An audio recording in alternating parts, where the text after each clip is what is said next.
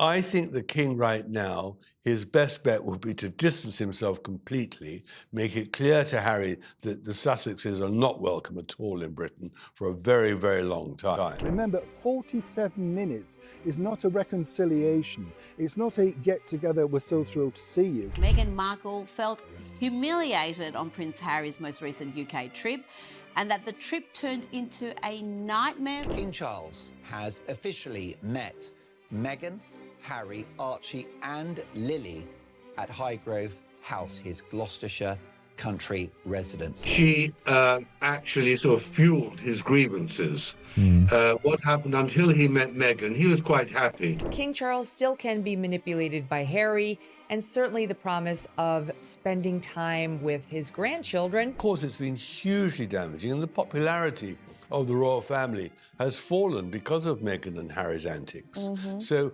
I think the king right now, his best bet would be to distance himself completely, make it clear to Harry that the Sussexes are not welcome at all in Britain for a very, very long time. And Harry just will have to reflect how he's going to reorganise the next few tens of years of his life. I mean, I don't think she'd be the absolute block on reconciliation. She would say to Charles, it's not going to work out well, Charles. Do what you want. But in my view, give it a pass. Well, who's the block? William?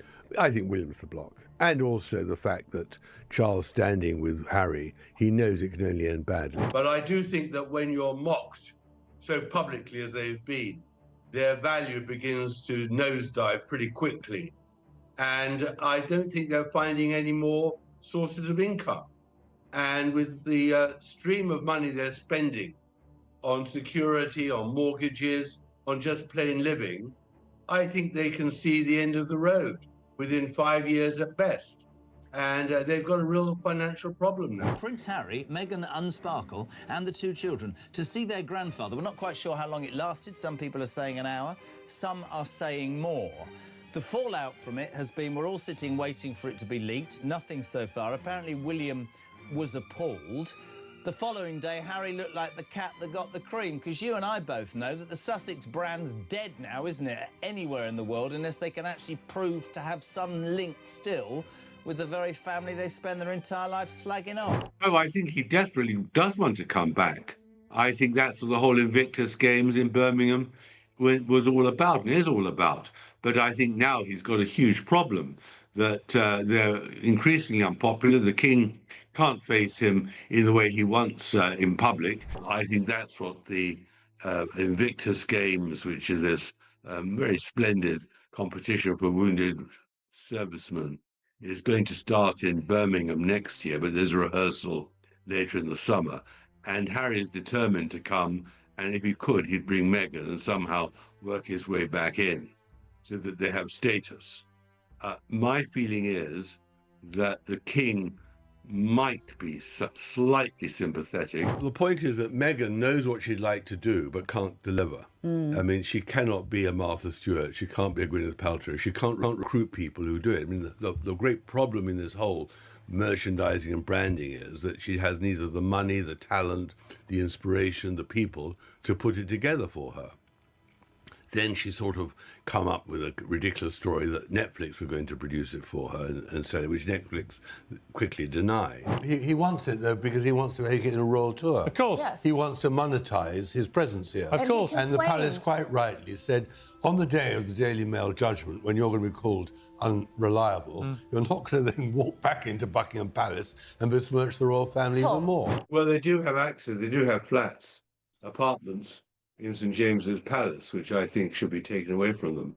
I mean, initially, my feeling was that the sins of the parents should be visited on their children, but I've changed my opinion on that now, because I hadn't realized at the time how they really had exploited their titles for financial benefit. I knew they were lazy and they'd had 10, 15 holidays a year at other people's expense. When Chandauka denounces Harry as a racist and a bully, and that was, obviously for Harry, absolute disaster.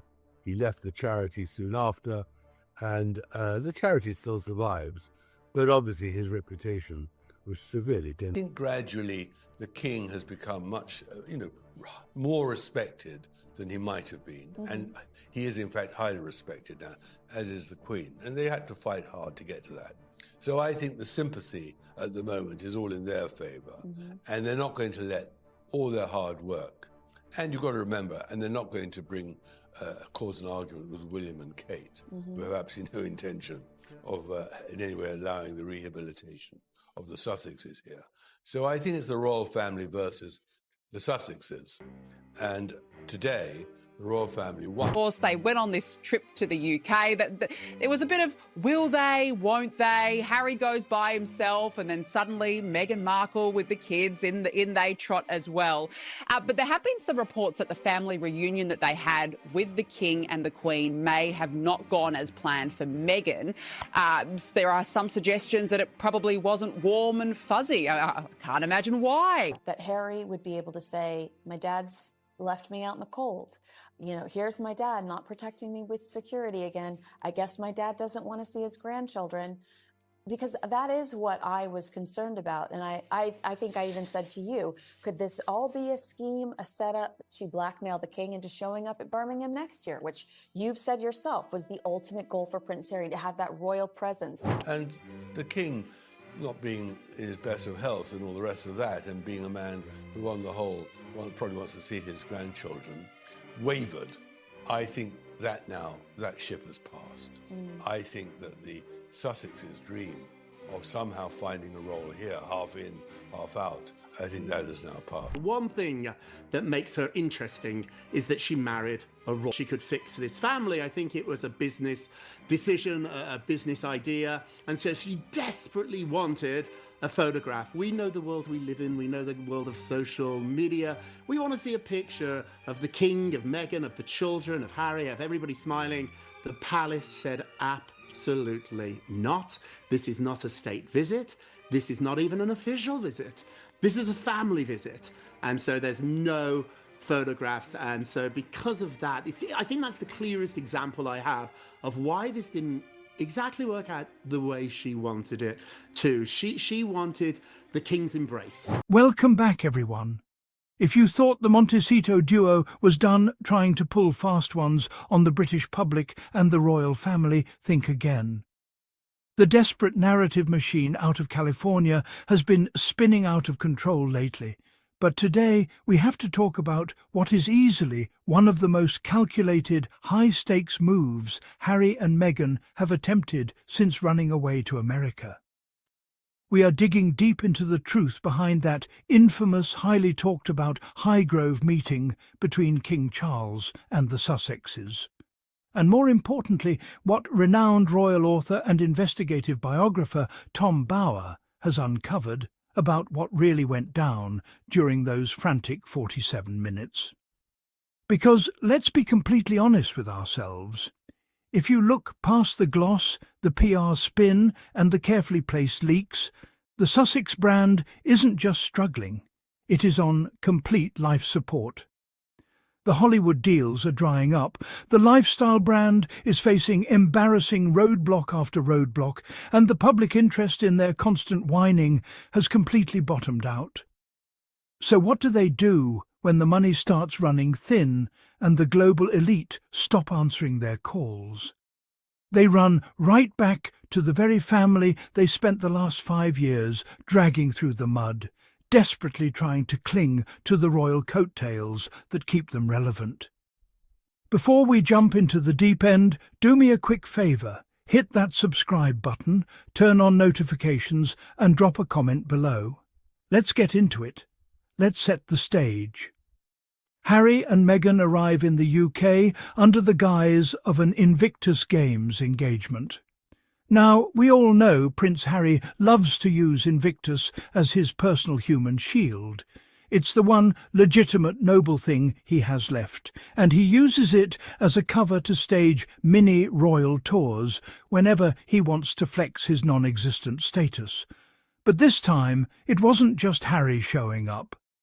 Suddenly, Meghan Markle trots along, kids in tow, angling for an audience with the king.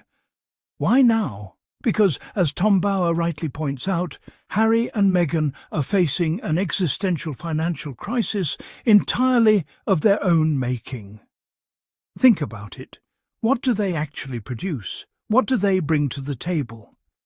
Meghan wanted to be the next Martha Stewart or Gwyneth Paltrow, but as Bower bluntly stated, she doesn't have the money, the talent, the inspiration or the team to execute it. Netflix quickly distanced themselves from her ridiculous distribution claims, Spotify dumped them while calling them grifters, and their public popularity is in a total nosedive. When you get mocked so publicly on a global stage, your commercial value vanishes. They are hemorrhaging money on massive Montecito mortgages, high-level private security teams, and an ultra-lavish lifestyle. Bower estimates they could reach the absolute end of their financial road within 5 years at best. So, what is their grand strategy when the commercial well runs dry? It's simple. Attempt a backdoor resurrection into the royal family. They need to prove to Netflix, to Hollywood executives, and to potential corporate sponsors that they still have direct, intimate access to the British monarchy. Without that royal link, the Sussex brand is dead in the water anywhere in the world. They thought they could waltz back into Britain, secure a quick photo op with the king, re-establish their royal credentials, and immediately run back to California to monetize it. They didn't come back with genuine contrition. They didn't show up with an apology for the endless accusations, the Oprah interview, the Netflix docuseries, or that bitter book, Spare. No, they came with an ultimatum and a calculated scheme to exploit the king's love for his son and grandchildren. Now, look at how the groundwork was laid before they even set foot on royal property. The king, being a father balancing his duty as a monarch, initially offered Harry accommodations at Buckingham Palace for the duration of his stay. Let's think about that for a second. Buckingham Palace is undeniably one of the most secure, heavily guarded fortresses in the entire United Kingdom. If safety was truly Harry's top priority, as he constantly claims in his dramatic court cases, you would think he'd jump at the offer, right? Wrong. Harry didn't even bother to respond to the palace's offer right away. Instead, what did he do? He reportedly leaked a self-funded report to ITV News about the colossal terror threat he allegedly faces in London, using it to bash the government and justify why he wasn't staying. Then, when he realised his tactical error and tried to accept the Buckingham Palace offer at the very last second, the palace firmly told him the offer had been withdrawn. Why? Because the palace saw the game he was playing. On the exact same day, court judgments were coming down, pointing out unreliability and inconsistencies in Harry's legal battles. The palace rightly decided, you are not going to walk back into Buckingham Palace, stage a media circus, and continue to besmirch the monarchy. Harry and Meghan thought they were backing King Charles into a corner. They banked on the idea that if Charles refused to see them, they could launch a fresh PR smear campaign to the American media, crying, "Look at this cold-hearted king! He won't protect us with security, and he refuses to see his own grandchildren." It was a blatant attempt to manipulate the king into a public corner ahead of major future UK events like the Invictus Games in Birmingham. But King Charles and his advisers saw the move coming from a mile away. Pulling the plug on a meeting entirely would have given the Sussex PR machine the exact ammunition they wanted. So Charles played a brilliant chess move. He didn't cancel the meeting, he contained it. The reunion didn't take place at a grand public palace in London, with photographers waiting at the gates. It happened at Highgrove House, the King's private, highly secluded country residence in Gloucestershire. Hidden inside a convoy of roughly 20 cars attending a private function at Highgrove were Harry, Meghan, and the kids. And how long did this glorious, highly anticipated family reunion last? 47 minutes. Let that sink in. 47 minutes is not a heartwarming family reconciliation. It isn't a relaxed afternoon sipping tea, catching up on old times and bonding over family albums. It is a strictly timed, ultra-controlled administrative appointment.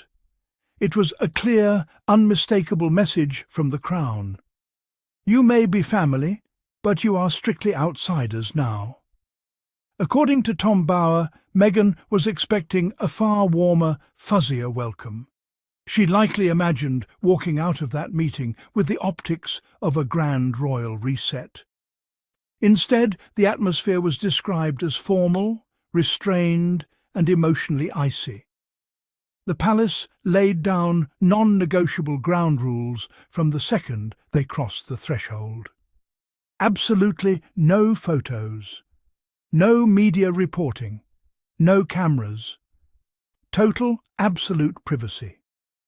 The king made it crystal clear: you can say hello, you can present the children to their grandfather, but there will be 0 official images released, 0 public statements, and 0 material for you to sell to American TV networks or put into a chapter of another book. If Harry or Meghan leak even a single detail of what was said during those 47 minutes, whether good, bad, or indifferent, the remaining shred of trust vanishes completely and the door slams shut forever. They were given tea, and as commentators hilariously pointed out, hopefully it was organic Highgrove jam, which is far superior to that artificial slop Meghan tries to sell out of Montecito, and then they were shown the door. One of the most crucial details Tom Bower highlighted about this Highgrove encounter is who else was in the room. Queen Camilla. Camilla being present wasn't just a casual spouse tagging along. It was a deeply strategic, brilliant move by King Charles. Let's not forget the sheer amount of vitriol Harry spewed at Camilla in his memoir, calling her dangerous and a villain. Harry certainly didn't want Camilla there, and frankly, Camilla had 0 personal desire to sit through a fake charm offensive from Meghan Markle. So why was she sitting in that room? Because Camilla served as the official trusted witness. King Charles knows firsthand how the Sussexes operate. He knows that a private conversation with Harry can somehow morph into a completely twisted narrative on an American morning show 2 weeks later. By having Queen Camilla present for every single second of that 47-minute encounter, the king ensured there was an accountable witness in the room to verify every word spoken. Harry couldn't launch into a shouting match, Meghan couldn't stage a dramatic performance, and neither of them could go on TV later claiming things were said that weren't. And let's talk about Prince William, because the Prince of Wales is the ultimate steel wall in this entire equation. Reports indicate that Prince William was utterly appalled by the idea of any interaction with the Sussexes. William understands the long-term survival of the monarchy better than anyone. He knows that Harry and Meghan have 0 genuine contrition for the pain, chaos and reputational damage they caused during the final years of Queen Elizabeth II and Prince Philip's lives. William and Catherine have absolutely no intention of permitting the rehabilitation of the Sussex brand in Great Britain.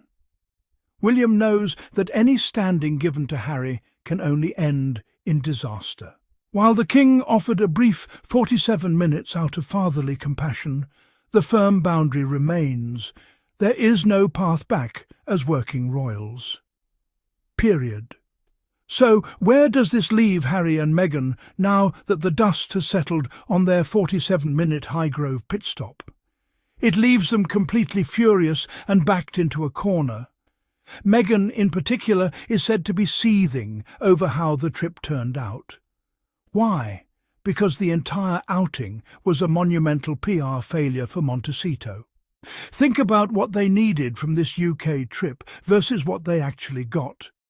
What they needed: a glossy, high-profile royal photo op to prove to global executives that they are still vital, active members of the inner royal fold. What they got: a secret 47-minute lockdown meeting in Gloucestershire with 0 photos, strict non-disclosure ground rules, and an explicit reminder that they are unwelcome as working royals. They couldn't monetize it. They couldn't put a picture on their website. They couldn't sell a single headline. The trip that was supposed to showcase their triumph and royal influence turned into a complete nightmare that exposed their irrelevance. The British public has made its voice overwhelmingly clear. The Sussexes are not wanted back in any official capacity. The sympathy of the nation lies squarely with the King, Queen Camilla, and the Prince and Princess of Wales, who have worked tirelessly while facing immense personal health challenges, all while Harry and Meghan continue to play desperate media games from across the Atlantic. Tom Bower's warning to King Charles remains the most important takeaway from this entire saga. The King's absolute best move right now is total and complete distance. Make it abundantly clear to Harry that he and Meghan are not welcome back into the royal fold for a very, very long time.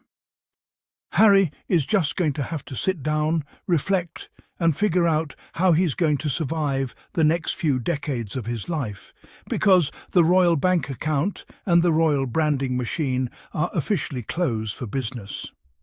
At the end of the day, this Highgrove meeting wasn't the royal victory Harry and Meghan hoped for.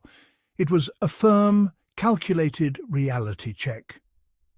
The royal family played them at their own game, kept the boundaries tight, and proved once again that duty, dignity and quiet service will always win over cheap Hollywood PR stunts.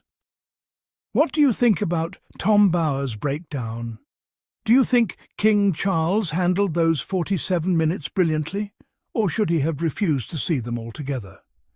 Do you think Meghan will try another desperate stunt to stay relevant?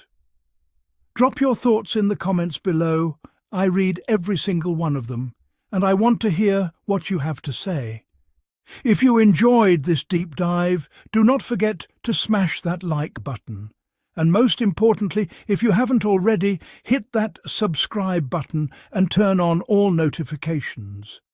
We bring you daily, unfiltered truth and sharp analysis on all things royal, cutting right through the Sussex spin. Thank you so much for watching. Stay tuned for the next breakdown, and I'll see you in the comments.